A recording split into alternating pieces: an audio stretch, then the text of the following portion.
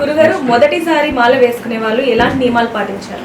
మొదటిసారి మాల వేసుకున్న వాళ్ళని కన్యస్వామి అంటారు. ఈ మొదటిసారి మాల వేసుకున్న వారా సీనియర్ స్వామిగా వెళ్ళారా, లేదా 10 సారి వెళ్ళారా, 100 సారి వెళ్ళారా అంటే, మాల వేసుకున్న ప్రతి ఒక్కరికి a+b² a² + b² + 2ab ఒకటే ఫార్ములా. వారికి ఎక్కువ, వీరికి తక్కువ అంత లేదు. స్టాండర్డ్ SOPనే ఉంటుంది ఆ యొక్క దీక్ష అనేది. తెల్లవారుజామున లేవడం, దీక్ష ఉండడము, బొట్టు పెట్టుకోవడం, నామస్మరణ చేయడము, చక్కగా ఇలాంటి ఇదే ఉంటుంది. ఏకభుక్త ఉండడం, బ్రహ్మచర్యం ఉండడము, ఇలాంటివే ఉంటుంది. కాబట్టి కన్యస్వామికిను సీనియర్ స్వామికిను మారదు. దీక్షా నియమావళి అంతా ఒకటే. ఎలా ఉంటుంది ఆ దీక్షా నియమావళి?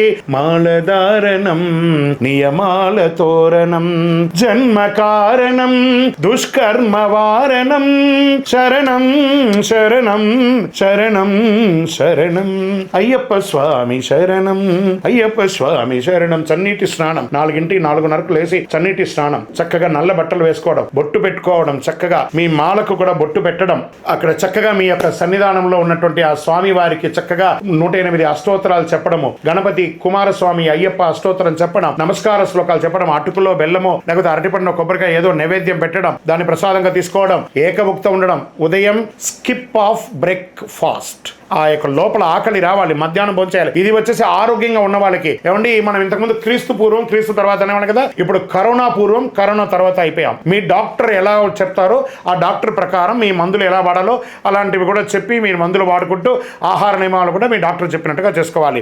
తర్వాత మధ్యాహ్నం నిద్రపోవడం నిషిద్ధం.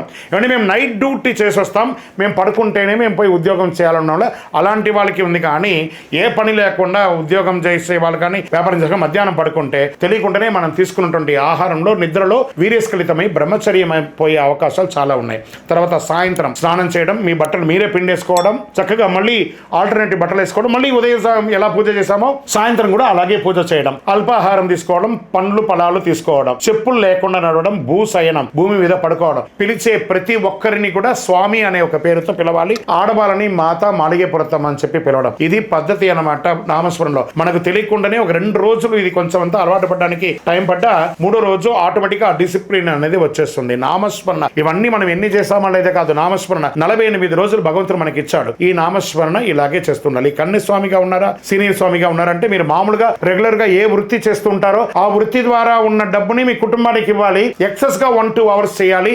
ఆ ఎక్సెస్ గా వచ్చిన డబ్బుతో పూజ, దీక్ష, శబరియాత్ర ఇవన్నీ చేయాలి. శరణమయ్యప్ప.